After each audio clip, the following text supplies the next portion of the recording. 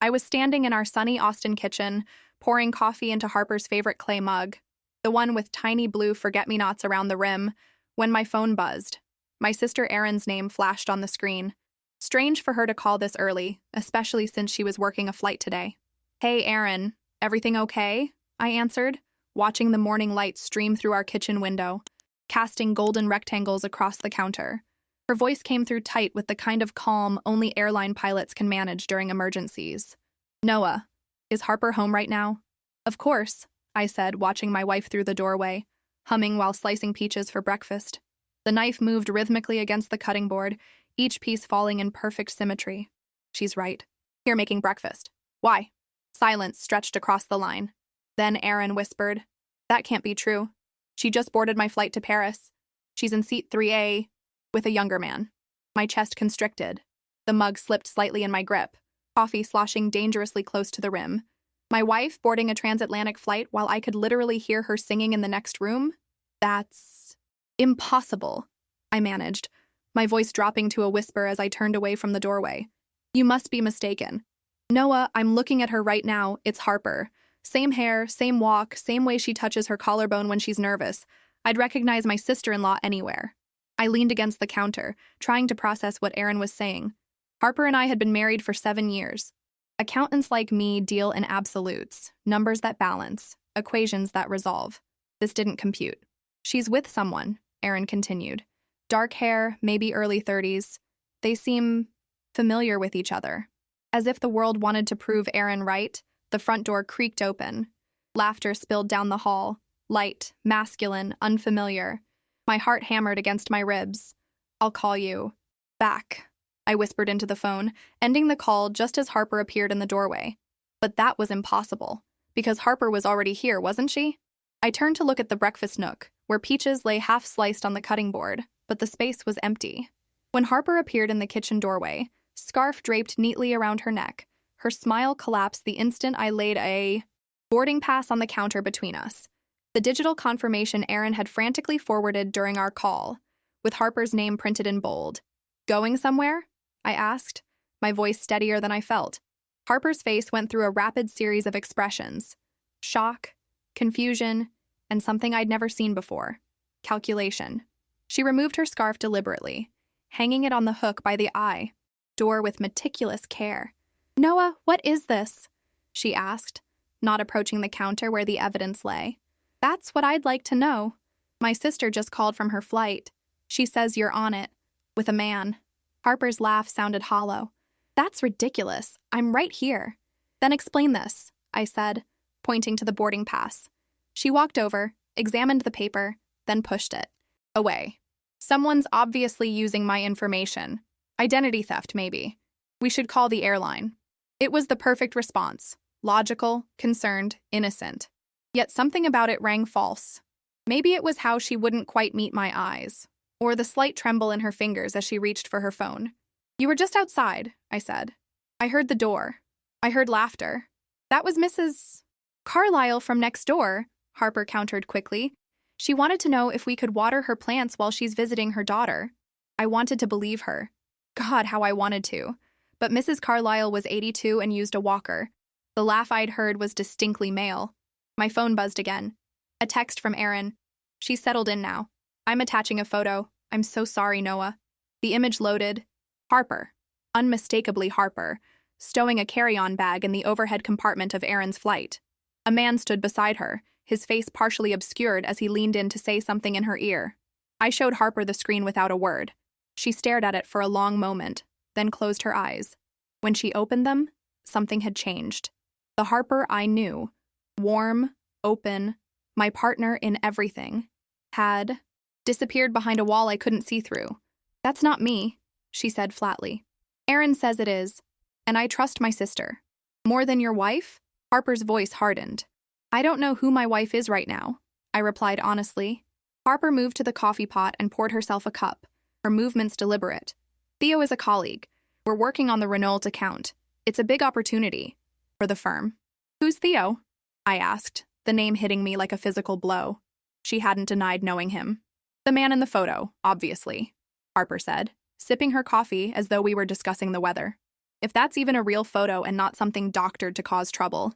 Trouble? My voice rose. Do you think Erin is trying to cause trouble in our marriage? Why would she do that? I don't know, Noah. But I'm telling you, I'm right here. I haven't been on a plane. I'm not going to Paris. She reached for my hand across the counter. You know me. I thought I did. But as I stared at her perfectly composed face, I wondered if I'd ever really known Harper Lane at all. Then you won't mind if I call your office? I reached for my phone again. Something flickered across. Harper's face. Irritation or fear, I couldn't tell which. They'll tell you I have meetings all day, which I do, here in Austin. I dialed anyway. The receptionist at Lane Communications answered on the third ring. Hi, this is Noah Parker. Is my wife available? A pause. I'm sorry, Mr. Parker, but Ms. Lane is out of the office this week. She's in Paris for the Renault pitch. Would you like me to take a message for when she returns? I ended the call, staring at Harper across our sun-drenched kitchen that suddenly felt cold and foreign. You were saying? I managed. Harper set down her mug with a sharp click. Someone's making a mistake. The receptionist? Erin? The airline's booking system? Or you? I pushed the boarding pass toward her again. Because everyone seems to think you're on that plane except you. Her eyes hardened. I need to make some calls. Someone is clearly impersonating me, and I need to get to the bottom of this. As she walked out of the kitchen, phone already in hand, I stood there wondering how the life I thought I knew could fracture so completely in the space of a single phone call. I looked down at my own coffee, now cold in the mug Harper had given me. Last Christmas. To my rock, the inscription read, the one constant in my chaotic universe. Some constant I was turning out to be. And her universe was proving far more chaotic than I'd ever imagined. The rest of that morning passed in a blur. Harper locked herself in her home office, emerged only to grab her laptop charger, and returned to whatever crisis she claimed to be managing. I sat on our back porch, trying to make sense of what was happening, my mind replaying every moment of our 7 years together, searching for signs I might have missed. We'd met at a charity auction where my accounting firm was handling the finances. Harper was the communications consultant for the event. Confident, brilliant, always one step ahead of everyone else. I'd fallen for her instantly, though it took 3 months of determined pursuit before she agreed to dinner. Accountants are too predictable, she'd teased on our first date. I need someone who can surprise me. I'd spent the next 7 years trying to be that man, planning spontaneous weekend trips, learning to cook exotic meals, even taking dance lessons so I could waltz her around our living room on anniversary nights. Had my efforts ever been enough? Or had she always been looking elsewhere for something more exciting than spreadsheets and tax seasons? My phone rang again. Erin. They're serving pre-flight champagne, she reported, her voice hushed. Noah, I watched her take a sip. It's definitely Harper. She's here, Erin, I said, glancing toward the house where I could see Harper's silhouette through the office blinds. I can literally see her right now. That's impossible. The confusion in my sister's voice matched my own. Unless what? Unless someone's impersonating her? But that doesn't make sense. This woman knew about that hiking trip we took last summer. She just mentioned the thunderstorm that trapped us in that little ranger cabin. A chill ran through me. That trip had been just the three of us, Harper, Erin, and me. It wasn't information a stranger would have. I don't know what's happening, I admitted, but I need to figure it out. Text me if you notice anything else. After ending the call, I headed back inside. Harper's office door remained closed, her voice a muffled cadence behind it. I hesitated, then did something I'd never done before. I pressed my ear against the door.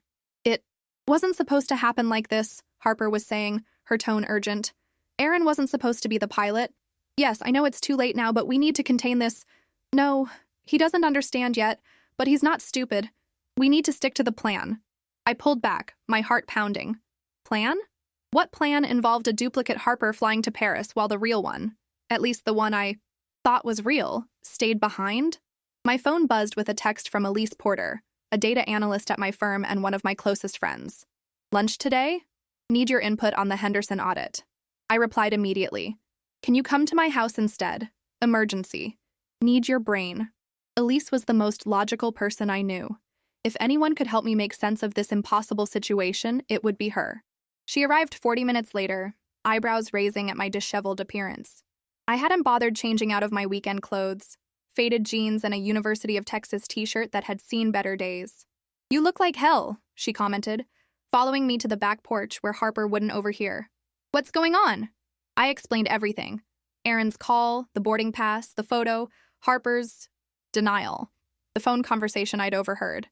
With each detail, Elise's expression grew more intense, her analytical mind visibly working through the puzzle. "Show me the photo," she said finally. I handed her my phone. She studied it carefully, zooming in on details. "That's definitely Harper," she confirmed. "And based on the uniform visible in the corner, that's definitely a commercial. Aircraft." She looked up at me, her gray eyes sharp. "Has Harper been acting differently lately? Any unusual behavior?" I started to say no, then hesitated. "There have been inconsistencies. Work dinners that run late. Weekend retreats I'm never invited to. Calls she takes in another room. The classic signs of an affair," Elise nodded.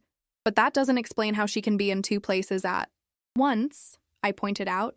Elise handed my phone back, her expression thoughtful. "Sometimes betrayal isn't passion, it's orchestration.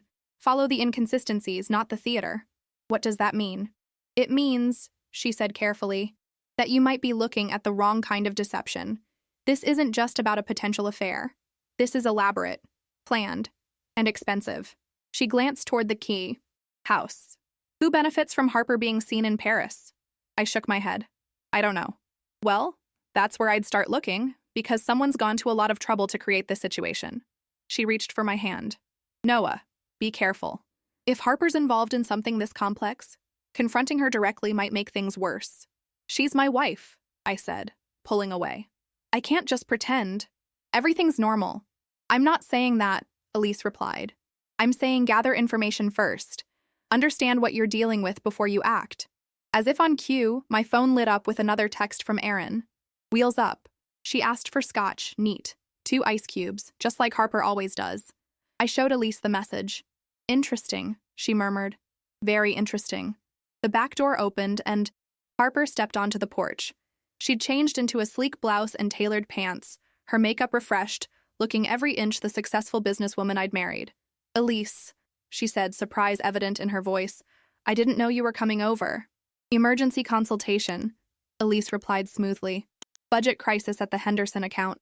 Harper nodded, though her eyes narrowed slightly. "I'm heading to the office. Something's come up with the Paris team, and I need access to the secure server." She leaned down to kiss my cheek, her perfume, Chanel No. 5, always Chanel, enveloping me. "We'll talk more tonight, okay? I'll explain everything." As she walked to her car, Elise and I watched in silence. "Follow her," Elise said once Harper's BMW had disappeared down the street. "What?" "Follow her. See if she really goes to her office. And while you're doing that, I'll start digging into the digital trail." She pulled out her laptop. "I have friends in airline security. Let me see what I can find out about that flight to Paris." An hour later, I sat in the parking lot of Lane Communications, watching Harper's empty parking space through my windshield. She hadn't come here after.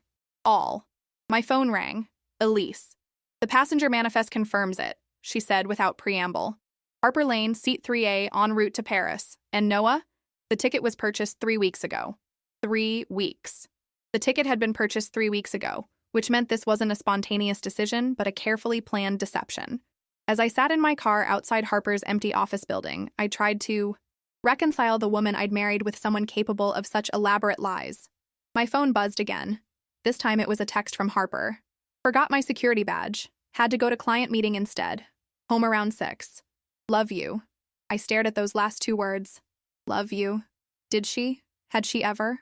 I started my car and drove aimlessly, eventually finding myself at Zilker Park where Harper and I used to spend Sunday afternoons in the early days of our relationship. We'd spread a blanket beneath the oak trees, Harper reading manuscripts for work while I dozed beside her, content just to be in her orbit. I called Erin hoping for updates, but the call went straight to voicemail. Of course, she'd be in flight mode now, somewhere over the Atlantic. I left a message asking her to call as soon as they landed in Paris. Then I called Elise. "I need access to Harper's emails," I said without preamble. Her silence spoke volumes. "Noah, that's potentially illegal." "I don't care. Something's wrong, and I need to know what." Elise sighed. "Come to my place. I'm not having this conversation over the phone." 30 minutes later, I sat at Elise's kitchen table while she typed furiously on her laptop. Her apartment was exactly what you'd expect from a data analyst. Minimalist, organized, with bookshelves arranged by subject and color. "I'm not hacking your wife's email," she said firmly, "but I can help you investigate through legitimate means." She turned the screen toward me. "Look at this." It was Harper's company website, specifically her public calendar that showed when she was available for client meetings. According to the schedule, she was in Paris all week for the Renault pitch. "Now look at this," Elise said, pulling up another window. "This is her internal calendar that one of my contacts at Lane Communications shared with me. According to this, she has meetings in Austin all week. 2 calendars, 2 completely different schedules." My head started to throb. "There's more," Elise continued, her voice gentle. "I looked into your joint credit card statements. There are multiple instances over the past 6 months where Harper's card was used simultaneously in 2 different locations." She showed me the evidence. Dinner charges at an Austin steakhouse on the same night as a hotel charge in Chicago. A coffee purchase in our neighborhood occurring minutes after a taxi fare in New York. "This isn't just about today," I realized. "This has been happening for months." Elise nodded grimly. "And there's a pattern. The duplicated charges always coincide with major client pitches or industry events." "But how? How is she in 2 places at once?" "That's what we need to figure out." Elise closed her laptop. "And I think I know where to start. Theo, the man on the plane." Quick social media search revealed several Theo Patels in the communications industry. One stood out, a junior account executive who had recently connected with Harper on LinkedIn. His profile showed a man in his early 30s, with dark, carefully styled hair and the polished look of someone who'd grown up with money. "He's too junior to be her partner on a major pitch," I noted. Elise agreed, "unless he's not there for his professional expertise." The implication hung in the air between us. Was Theo Harper's lover? The thought made me physically ill. "I can reach out to him directly," Elise suggested. "Professional to professional. Say I'm considering Lane Communications for a project and heard he was working on the Renault account." "Do it," I said, even as another part of me dreaded whatever truth we might uncover. While Elise composed her message, I scrolled through photos on my phone, stopping at one taken just 3 months ago. Harper and me at her company holiday party, her head resting on my shoulder, both of us smiling. Had she been living a double life even then? Had everything between us been a lie? My phone rang, startling me from my thoughts. "Harper." "Hey," I answered, trying to sound normal. "How's the client meeting?" "Good," she replied, traffic noise audible in the background. "Just wrapping up. Listen, I'm thinking of picking up Thai food for dinner. That okay with you?" So mundane, so ordinary. Like this was just another day, and not one where my entire reality had been shattered. "Sure," I managed. "Thai sounds good." "Great. See you at home." She paused. "Everything all right? You sound strange." "Just tired," I lied. "Long day." After hanging up, I looked at Elise. "She's acting like nothing's wrong." "Because in her version of events, nothing is," Elise pointed out. "Either she doesn't know about her doppelganger, or she's committed to maintaining this charade." "But why? What's the point?" Before Elise could answer, her phone pinged with a notification. "Theo responded," she said, sounding surprised. She read the message aloud. "Ms. Porter, I appreciate your interest in Lane Communications. However, I need to clarify that I am not working on the Renault account. I'm currently on leave for personal reasons. Any information suggesting otherwise is incorrect. Best regards, Theo Patel." "He's lying," I said immediately. "Aaron saw him on that plane." "Yes," Elise agreed. "But why lie about it? And why respond so quickly? It's almost like he was expecting someone to reach out." I stood up, suddenly needing to move. "I should get home. Harper will be there soon, and I need to, I don't know, confront her? Pretend everything's normal? What would you do?" Elise considered the question carefully. "I'd set a trap," she said. "Finally. Something only the real Harper would know. Test her." "How?" "Mention something from your past that only Harper would remember, but frame it slightly wrong. See how she responds." The idea was clever, if unsettling. Was this what my marriage had come to? Setting traps for my own wife? When I arrived home, Harper's car was already in the driveway. I found her in the kitchen, unpacking. Thai food containers, looking so achingly normal that for a moment I wondered if I'd imagined the entire day. "Hey," she smiled, reaching up to kiss me. "I got your favorite, green curry with extra basil." I nodded, watching her movements for any sign of deception. "Thanks. How was your day?" "Busy," she said vaguely. "Lots of client calls. How about yours?" "Interesting," I replied. I ran into Matthew today. He asked about that camping trip we took last summer. Harper frowned slightly. Matthew from your office? I didn't think he knew about our trip to Colorado. I kept my expression neutral, even as my heart raced. We'd never been camping in Colorado. Our summer trip had been to a lake house in Michigan. Right, Michigan. That's what I meant, I said, watching her closely. The lake house. Her shoulders relaxed. Of course. How is Matthew? Good, I said, fighting to keep my voice steady. He's good.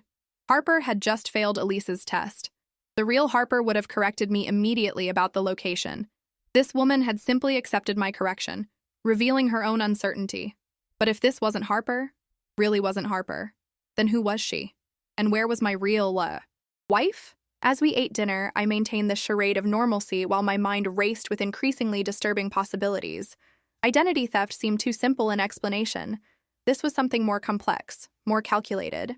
I'm thinking about calling your mom tomorrow, I said casually as we cleared the dishes. It's been a while since we talked. Harper's hand paused briefly while stacking plates. She's on that Mediterranean cruise, remember? Probably hard to reach. Another slip. Harper's mother was afraid of water and had never set foot on a cruise ship in her life. Right, I said. I forgot. Later, as Harper showered, I searched our home office, looking for any clue that might explain what was happening. In the back of a filing cabinet, I found a folder labeled Renault Project, containing preliminary sketches for an advertising campaign, along with a confidentiality agreement signed by both Harper and Theo Patel, so they were working together.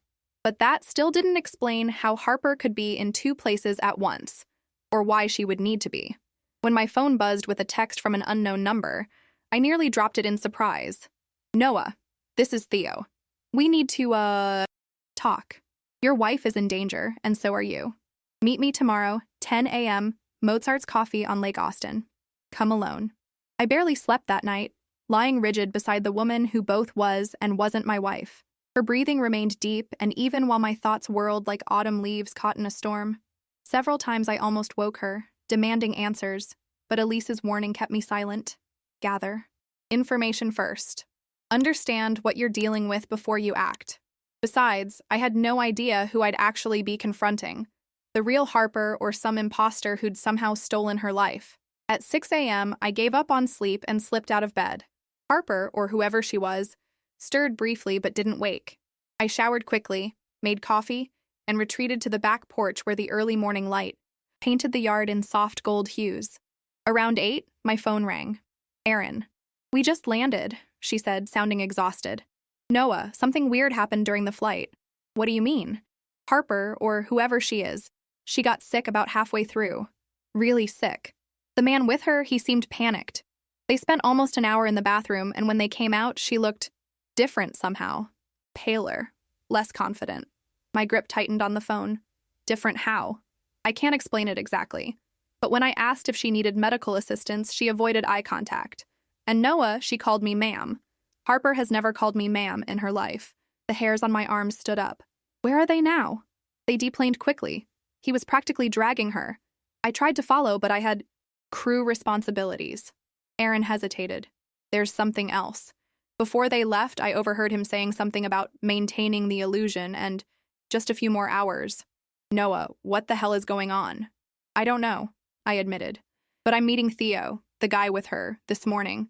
He texted me last night saying Harper's in danger. Be careful, Erin warned. This feels bigger than just an affair or identity theft. It feels orchestrated. After we hung up, I paced the porch until Harper appeared in the kitchen, wrapped in her silk robe, hair tousled from sleep. She looked so much like my wife that the doubt creeping through me felt like a betrayal. You're up early, she commented, pouring coffee. Couldn't sleep, I replied truthfully. She studied me over the rim of her mug. Still worried about that mix-up yesterday? Noah, I told you. Someone's using my information fraudulently. The firm's security team is handling it. I nodded, not trusting myself to speak. Every interaction now felt like a chess match where I didn't know the rules. I have back-to-back meetings today, she continued. Probably won't be home until late. Perfect. That would make my meeting with Theo easier to manage. No problem, I said. I have a full schedule too. At 9:45, I arrived at Mozart's Coffee, a popular spot perched on the shores of Lake Austin. The morning was warm for early spring, the patio already filling with students and remote workers. I chose a table with a clear view of both entrances and ordered a black coffee I didn't really want.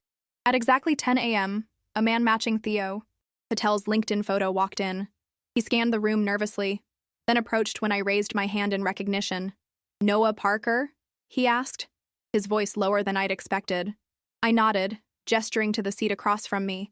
He sat, placing a sleek laptop bag between us like a barrier. "Thank you for coming," he said. "I'm taking a significant risk by meeting you.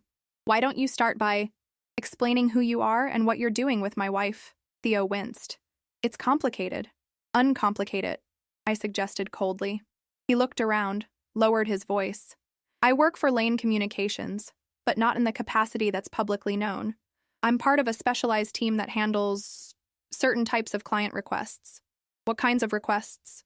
"Presence manipulation," he said, watching my face carefully. "Creating the appearance that someone is somewhere they're not, or sometimes making it appear that they're in two places simultaneously."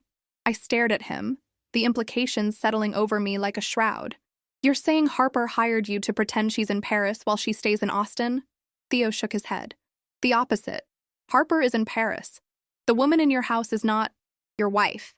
The world seemed to tilt on its axis. "That's impossible." "Is it?" Theo pulled out his phone, showed me a photo time-stamped from that morning. Harper, clearly exhausted, but unmistakably my wife, standing in front of a Parisian cafe. "This was taken 3 hours ago." "So who's in my house?" My voice sounded distant to my own ears. "A professional double. Someone trained to imitate Harper's mannerisms, speech patterns, and behaviors." "Why? What's the point of all this?" Theo leaned forward. "Lane Communications isn't just a PR firm. They offer certain high-end clients reality management services. Sometimes that means creating alibis. Sometimes it means manufacturing evidence of someone being somewhere they're not." "And where does Harper fit into this?" I asked, though I was beginning to see the horrifying picture. She was recruited specifically for her talents and appearance. Someone important needed her face, her credibility, for a major deal in Paris. But they also needed her to appear to be in Austin during the same period, to avoid certain regulatory complications. My mind flashed to the folder I'd found, the confidentiality agreement. "The Renault project," Theo nodded. Harper thought she was just doing advanced preparation for a legitimate pitch. By the time she realized what was really happening, she was already compromised. "So she went along with it?" I couldn't keep the hurt from my voice. "At first, yes. The money was significant, and she was assured it was a one-time arrangement." Theo's expression darkened. "But then they started demanding more. Different cities, different clients. And when Harper tried to back out, he trailed off." "What happened?" I demanded. "They threatened her. And you." Theo slid a folder across the table. "Everything's in here. Names, dates, evidence. Harper documented everything, hoping it would protect her if things went wrong." I opened the folder with trembling hands. Inside were photos, emails, financial records, a paper trail of corruption that made my stomach turn. "Why are you giving me this? Why now?" "Because things have gone too far," Theo said grimly. "The Paris job isn't just about business anymore. These people are dangerous, and Harper knows too much." He stood abruptly. "The woman in your house isn't just an actress, Noah. She's a handler. Her job is to keep you from asking too many questions while they finish their business in Paris." "And what exactly is their business?" Theo glanced at his watch. "I've already said too much. Take the folder, read it, then destroy it." He started to walk away, then turned back. "One more thing. Don't confront the double directly. She's more dangerous than she appears." As Theo disappeared into the crowd, I sat frozen, the folder heavy in my hands. My phone buzzed with a text from Harper. "Working late tonight. Don't wait up." For the first time since this nightmare began, I felt a flicker of hope beneath the fear. If Theo was telling the truth, if the real Harper was trying to protect me, then our marriage wasn't the lie I'd feared. But it also meant my wife was in serious danger, thousands of miles away, while a stranger slept in our bed. I spent the afternoon in a private room at the library, methodically going through the contents of Theo's folder. With each document, each photograph, the bizarre reality of my situation became clearer and more terrifying.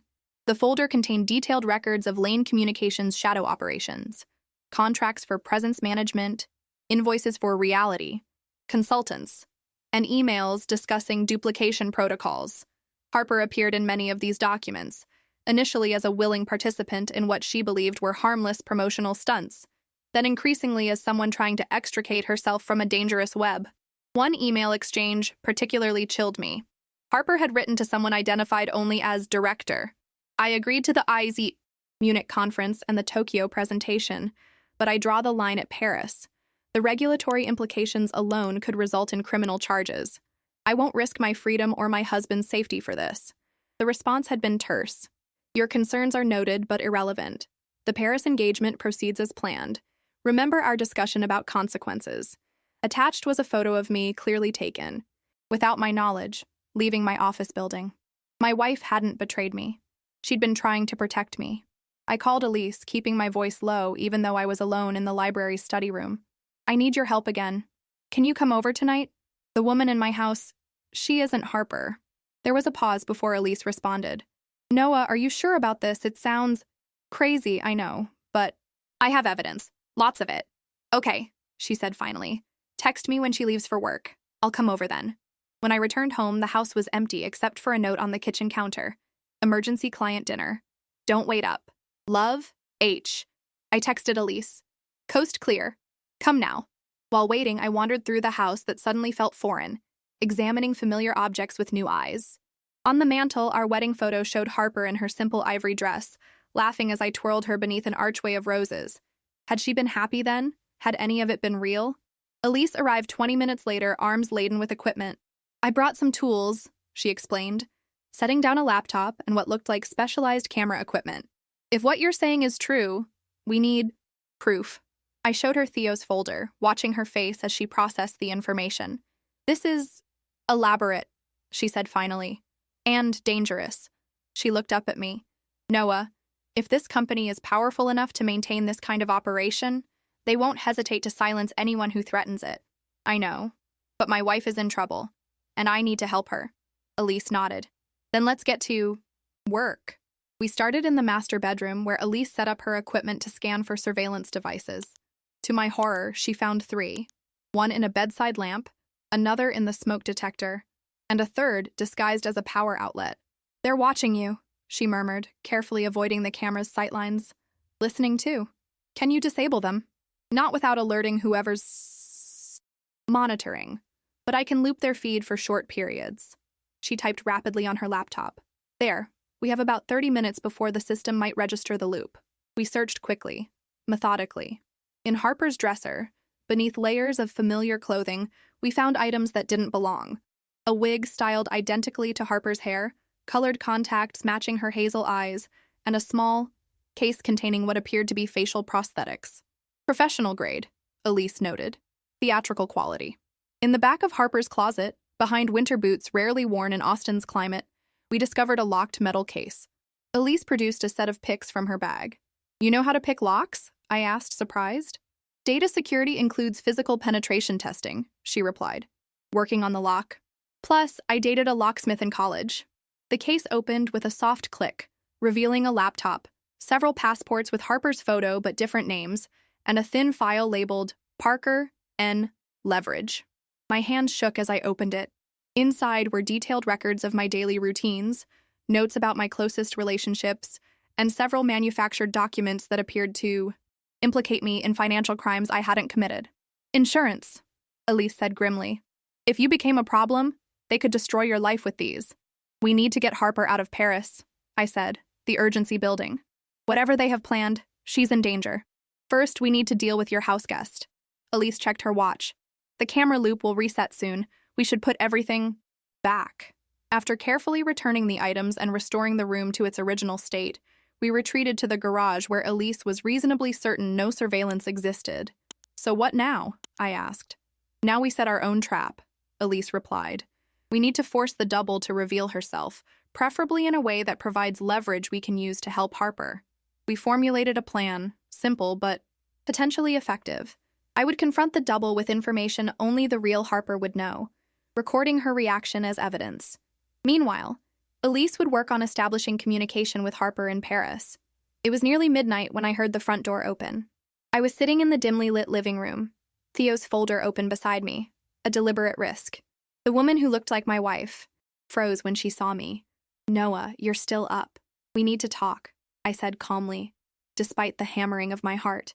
She approached cautiously, her gaze flicking to the folder. "What's that?" "Evidence," I replied. "About Lane Communications, about Paris, about you." Her expression remained neutral, but I noticed her hand slip into her pocket. I tensed, suddenly aware of Theo's warning. "She's more dangerous than she appears." "Noah, you're not making sense," she said, her voice a perfect imitation of Harper's concerned tone. "You should get some sleep. We can talk in the morning." "Tell me about the Benoit contract," I said, naming a document I'd found in the folder. A key agreement in whatever was happening in Paris. Something cold flickered across her face before the Harper mask slipped back into place. "I don't know what you're talking about." "I think you do." I stood slowly. "I know you're not Harper. I know my wife is in Paris, being forced to participate in something illegal." She sighed, and when she looked at me again, something had changed. Her posture straightened. The soft Texas lilt in Harper's voice hardened into something more precise. "Mr. Parker, you're making a significant mistake, one that could have consequences for both you and your wife. So you admit you're not Harper?" I kept my voice steady, aware of the recording device Elise had hidden in the bookshelf. She smiled thinly. "I admit nothing, but I suggest you forget whatever you think you know and return to your normal routine. For everyone's safety, I want to speak to my wife, the real Harper." "That's not possible at the moment. Then I'll go to the police." She laughed, a sound nothing like Harper's warm chuckle. "With what? Conspiracy theories? Folders of documents that will mysteriously disappear before any official sees them?" She moved closer. "Be smart, Mr. Parker. Play your role for a few more days and all this will be over. Harper will come home and you can return to your comfortable, predictable life. And if I don't?" Her hand emerged from her pocket holding a small device. "Then things become unpleasant. For everyone." Before I could react, the front door burst open. Elise rushed in, followed by 2 uniformed police officers. "Noah Parker?" one officer asked. "We received a call about an intruder in your home." The double's face registered genuine shock before smoothing into Harper's concerned expression. "Officers, there must be some mistake. I'm Harper Lane, Noah's wife. Ma'am, we need to see some identification," the second officer said. As the double reached for her purse, Elise stepped forward. "Officers, this woman is impersonating Harper Lane. The real Harper is currently in Paris, France. We have evidence of identity fraud and potential kidnapping." The next hour passed in a blur of questions, evidence presentation, and barely controlled chaos. The double maintained her performance flawlessly until one officer mentioned contacting the real Harper directly. "That won't be possible," she said sharply, then seemed to catch herself. "I mean, I'm right here. I am Harper Lane." But doubt had been introduced, and the officers requested, "We all come to the station to sort things out." As one officer escorted the double to the patrol car, the other pulled me aside. "Sir, is there somewhere else you can stay tonight? Until we determine exactly what's happening here?" I nodded, numb with exhaustion and relief. "I can stay with a friend." After they left, Elise placed a hand on my shoulder. "You did well, but this isn't over. If that woman is part of an organized operation, they'll have contingency plans." "What about Harper? The real Harper?" Elise's expression was grim. "I managed to trace some communications to Paris. Whatever's happening there is scheduled to conclude tomorrow at a meeting with Renault executives." "Then that's where I need to be," I said, a new determination filling me. "I'm going to Paris."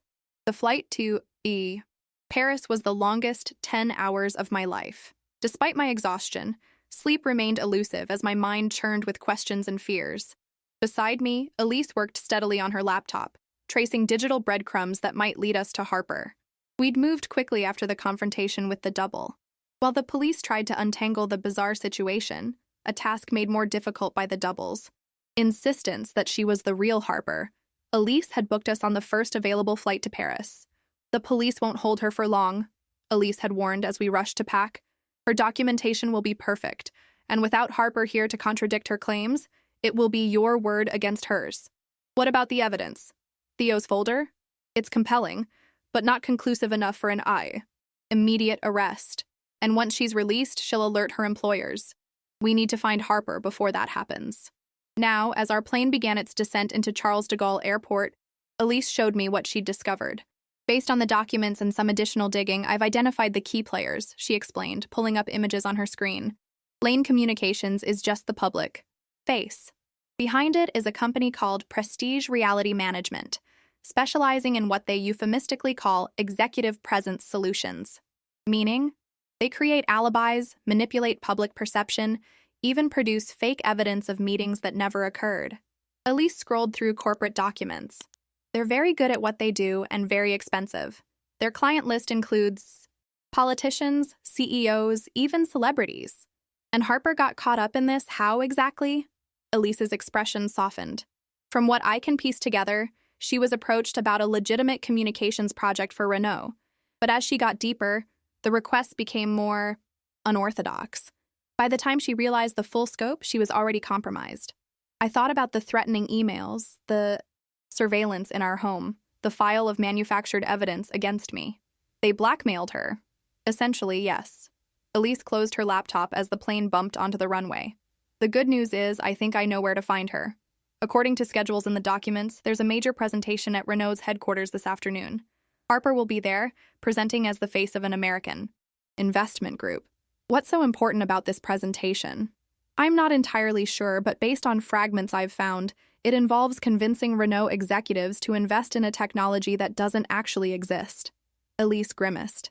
Once the money transfer is complete, the investors disappear, along with millions of euros. And Harper is the reassuring, trustworthy face that makes it all believable, I concluded. The pieces were falling into place, each one more disturbing than the last. We navigated through customs with minimal delay, then caught a taxi to a modest hotel Elise had booked near Renault's headquarters. The morning sun cast long shadows across Paris as we drove, the city's beauty a stark contrast to the ugliness of our mission. At the hotel, we refreshed quickly, before planning our next move. Elise had managed to obtain a rough schedule of the day's events at Renault. The presentation is at 3 p.m., she said. Security will be tight. We can't just walk in. What about Theo? Could he help us get access? Elise considered this. Possibly. If he's truly trying to help Harper, he might be our best option. I texted the number Theo had used to contact me. In Paris. Need to see Harper. Can you help? To my surprise, he responded almost immediately. Dangerous to be here. Meet me at Café de Flore in 1 hour. Come alone. I showed Elise the message. It could be a trap, she warned. Maybe, but right now he's our only lead. We agreed that I would meet Theo while Elise continued her digital reconnaissance. If I didn't check in every 30 minutes, she would contact the American embassy. Café de Flore was crowded with tourists and locals enjoying the spring weather. I found a table outside with a clear view of the street and ordered an espresso I didn't want, just to have a reason to occupy the space. At exactly the agreed time, Theo appeared, looking considerably more harried than he had in Austin. His eyes darted nervously as he slid into the seat across from me. You shouldn't have come, he said without preamble. Where's Harper? Being prepped for the presentation. They're watching her constantly. He leaned forward. You need to understand something. These people aren't just business people. They're dangerous. The woman they placed in your home, former intelligence operative, the men guarding Harper, military contractors. I need to see her, Theo? He shook his head. Impossible. The building is locked down. Only authorized personnel. Then get me authorized, I interrupted. You work for them. You must have some access. Theo hesitated, then pulled out his phone. There might be a way. They're bringing in catering for the post-presentation reception. I could possibly add you to the service staff list. Do it. He typed rapidly, then showed me the screen. Done, but this is extremely risky. If they recognize you, they won't, I assured him, though I had no basis for such confidence. Theo handed me a small card. Service entrance, north side of the building. Show this to security. You'll be escorted to the kitchen areas. The presentation is in the main conference room on the 4th floor. He stood abruptly. I need to get back before they notice I'm gone. Good luck. After he left, I texted Elise the plan. Her response was immediate. Too dangerous. Wait for me. But waiting wasn't an option. Not when Harper was being forced to participate in a fraud that could destroy her reputation and possibly endanger her life. I texted back, going in now. If no contact in 2 hours, call embassy. The Renault headquarters was an impressive glass and steel structure in La Défense business district. Following Theo's instructions, I found the service entrance where a bored security guard barely glanced at the card before waving me through. Inside, I was directed to a bustling kitchen where staff in white uniforms prepared elaborate hors d'oeuvres. I grabbed an apron and tray, trying to look like I belonged as I sought a way to the fourth floor. Finding a service elevator, I slipped inside and pressed the button for the fourth floor. My heart pounded as the doors opened onto a sleek corridor lined with meeting rooms. At the far end, I could see a larger space where people in business attire gathered, presumably for the presentation. I moved cautiously down the hall, balancing my empty tray, like a shield. Through the glass walls of the conference room, I caught glimpses of executives taking seats around a massive table. And then I saw her. Harper, my Harper, arranging presentation materials at the head of the table. Even from a distance, I could see the strain in her posture, the tension in her smile as she greeted the Renault executives.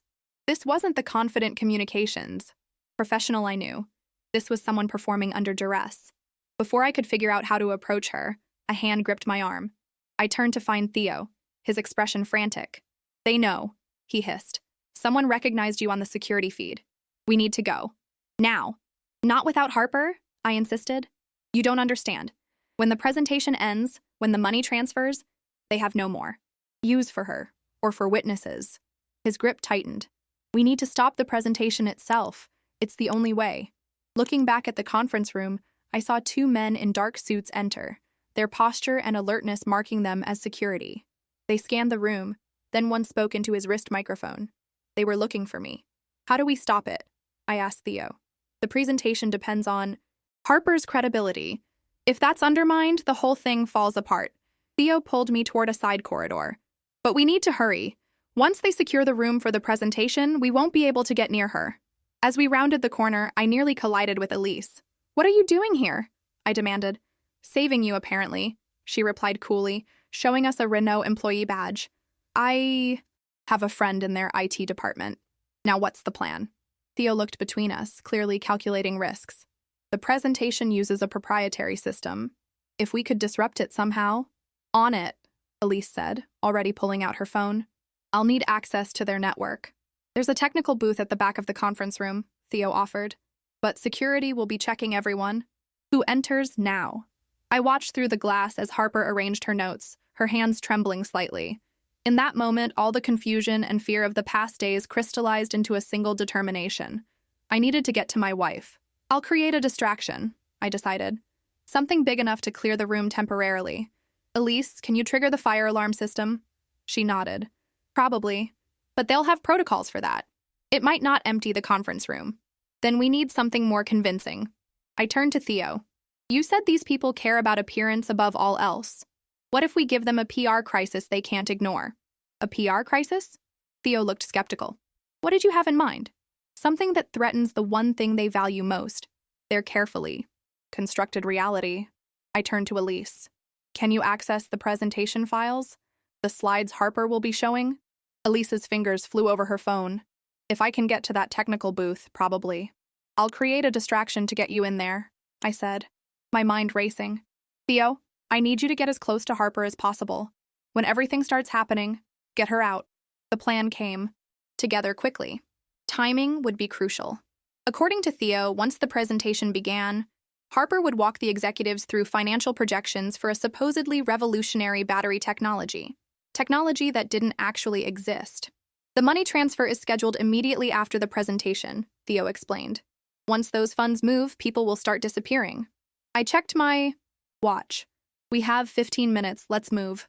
As Elise and Theo moved into position, I steeled myself for what came next. I removed my service apron, straightened my shirt, and walked confidently toward the conference room entrance where security personnel monitored access. "Excuse me?" I said loudly, approaching the nearest guard. "I need to speak with Ms. Lane immediately. It's regarding a security breach at her home office." The guard's hand moved to his earpiece. "Sir, this area is restricted." "I understand, but this is urgent," I insisted, raising my voice enough to draw attention from inside the room. "Her systems have been compromised. Client data has been exposed."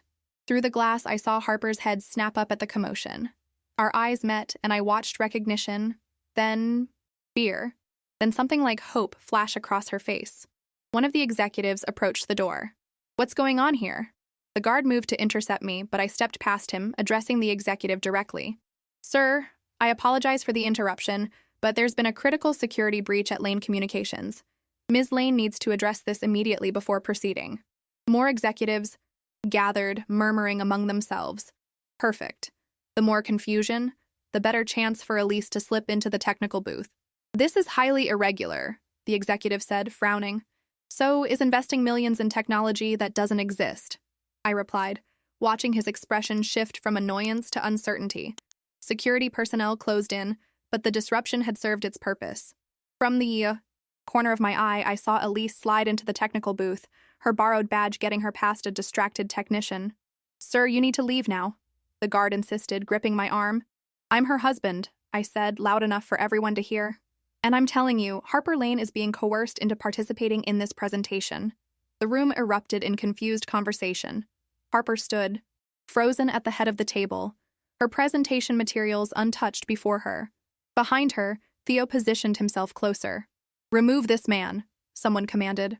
As security began escorting me toward the exit, the massive presentation screen behind Harper suddenly came to life, not with the sleek financial projections they'd expected, but with images from Theo's folder, internal memos describing the fraudulent scheme, emails threatening Harper, surveillance photos of our home. Elise had done it. The executives stared in shock as their carefully orchestrated fraud was exposed in high-definition clarity. Harper turned to look at the screen, her professional composure finally cracking as she realized what was happening. This presentation is concluded, she announced, her voice steadier than I would have thought possible. Gentlemen, you've been spared from becoming victims of an elaborate fraud. I suggest you review those documents carefully before contacting the authorities. Chaos ensued. Security personnel released me to deal with the larger crisis unfolding. Executives shouted questions. In the confusion, Theo guided Harper toward a side exit, while Elise slipped out of the technical booth.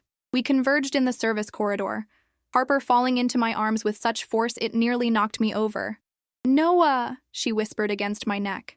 How did you? Later, I said, holding her tightly for one precious moment, before reality reasserted itself. We need to get out of here now. Theo led us through a maze of service areas to a delivery entrance. My car is in the SI. Underground parking. I can get you to the airport. We can't just leave, Harper protested. There's evidence, testimonies, all taken care of, Elise assured her, holding up a flash drive. Everything is backed up and already sent to financial authorities in 3 countries. But Theo's right. We need to go before they regroup. As we hurried toward the parking garage, Harper gripped my hand. The woman, the one pretending to be me, the police have her, I said, though I wasn't entirely confident that was still true. It's over, Harper. It's not that simple, she replied, her voice tight with anxiety. These people don't give up easily, and they have operations everywhere. We reached Theo's car, sliding into the back seat while Elise took the passenger side. As Theo navigated out of the garage, Harper explained how what had started as a legitimate project had gradually revealed itself as something more sinister. At first, it was just standard communications work, she said, her voice hollow with exhaustion. Then they started asking me to appear at events I hadn't agreed to, using recordings of meetings I didn't remember having. She looked at me, her eyes filled with regret. By the time I realized what was happening, they already had leverage. Photos of us, banking information, enough to destroy both our lives if I didn't cooperate. Why didn't you tell me? I asked, the hurt still fresh despite everything. They were watching everything. Our house, our phones, our emails. She squeezed my hand. I thought I was protecting you by keeping you in the dark. I was wrong. As we approached Charles de Gaulle Airport, Theo's phone rang. His expression darkened as he listened to the caller. They've mobilized recovery teams, he reported after hanging up. They'll be monitoring all departures. What about private flights? Elise suggested. Too risky, Theo replied. They have connections throughout the industry. Harper sat up straighter, a familiar determination returning to her face.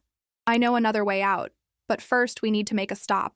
She directed Theo to a small hotel near Montmartre, where she retrieved a locked case hidden in a room registered under a false name. Insurance, she explained, returning to the car. Everything I've gathered over the past 6 months, client lists, financial records, operational details, enough to, dismantle their entire network. You've been planning this, I realized. Planning to escape, yes, Harper admitted, but I couldn't execute it alone. She looked at each of us in turn. Now I don't have to. Guided by Harper's instructions, we abandoned Theo's car and took a series of taxi rides, switching vehicles frequently to avoid being tracked. Our destination turned out to be a small, regional airport outside the city where a cargo plane was preparing for departure. The pilot owes me a favor, Harper explained. He'll get us to London. From there, we can contact the authorities properly. As we boarded the plane, little more than a flying metal tube with jump seats along the sides, I finally allowed myself to believe we might actually escape. Harper settled beside me, exhaustion evident in every line of her body. "I'm sorry," she whispered as the engines roared to life. "For all of this. For not trusting you with the truth." I pulled her close. "We're going to be okay." But as I watched Theo staring anxiously out the small window as we taxied, I wondered if that was really true. We might be leaving Paris, but we were carrying secrets powerful people would kill to protect. Our ordeal wasn't over. It was just entering a new phase. The plane lifted off, banking sharply over the French countryside. Harper's hand found mine, squeezing tightly as we ascended into clouds that turned golden in the setting sun. "Whatever happens next," she said quietly, "we face it together. No more secrets. No more silence." It wasn't quite forgiveness. That would take time. But it was a beginning. A promise of honesty that felt more valuable than any vow we'd exchanged before. As the plane carried us toward uncertainty, I realized that the woman beside me was both utterly familiar and a stranger I was just beginning to truly know. And somehow that felt like the most honest foundation our marriage had ever had. 6 months later, I stood on the porch of a small cottage on the Oregon coast, watching waves crash against rocky shores as morning fog rolled in from the Pacific. Behind me, I could hear Harper moving around the kitchen, the familiar rhythm of coffee brewing and breakfast preparations a comfort after so much upheaval. We weren't Noah and Harper Parker anymore, at least not officially. The new identities were temporary, the U.S. Marshals had assured us, just until the international investigation into prestige reality management concluded and the trials began. The case had exploded beyond anything we'd anticipated. Harper's evidence, combined with Elise's technical expertise and Theo's insider knowledge, had exposed a network spanning 12 countries, involving politicians, corporate executives, and even a handful of celebrities. The scheme had gone far beyond mere corporate fraud. There were connections to money laundering, blackmail, even political manipulation. The double who had impersonated Harper was identified as Sophia Keller, former intelligence operative turned private contractor. She'd escaped police custody in Austin, but was eventually apprehended trying to cross the Canadian border. Her testimony had proven invaluable, though her cooperation came only after realizing her employers had abandoned her. I heard the screen door open behind me and turned to find Harper holding 2 steaming mugs of coffee. She'd let her hair grow longer, the honey blonde now streaked with natural brown, part of our new appearances. The changes were subtle, enough to avoid immediate recognition without completely erasing who we were. "Beautiful." "Morning," she commented, handing me one of the mugs. I nodded, taking a sip of the strong black coffee. "Any news?" "Elise called while you were in the shower. The Paris prosecutor is ready to file additional charges. They've frozen assets in Luxembourg and Switzerland." "And Theo?" Harper's expression softened.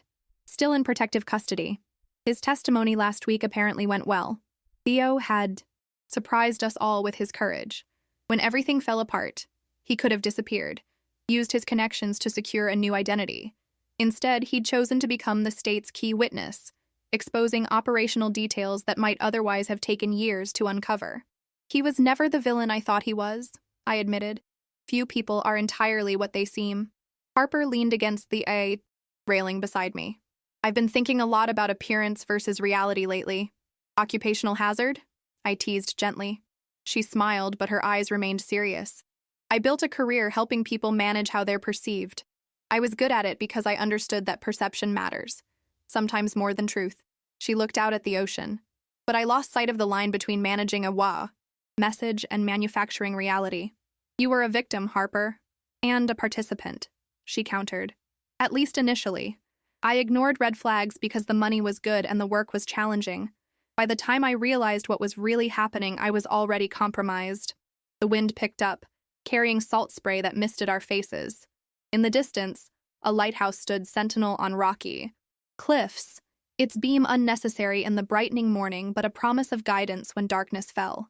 The prosecutor thinks we might be able to return to our real lives within a year, Harper said after a while, once the main trials conclude. And if we don't want to? The question had been circling my mind for weeks. Harper looked at me, surprised. You'd consider staying Noah and Harper? Wilson permanently? Giving up our old lives? Maybe. I set my coffee down on the railing.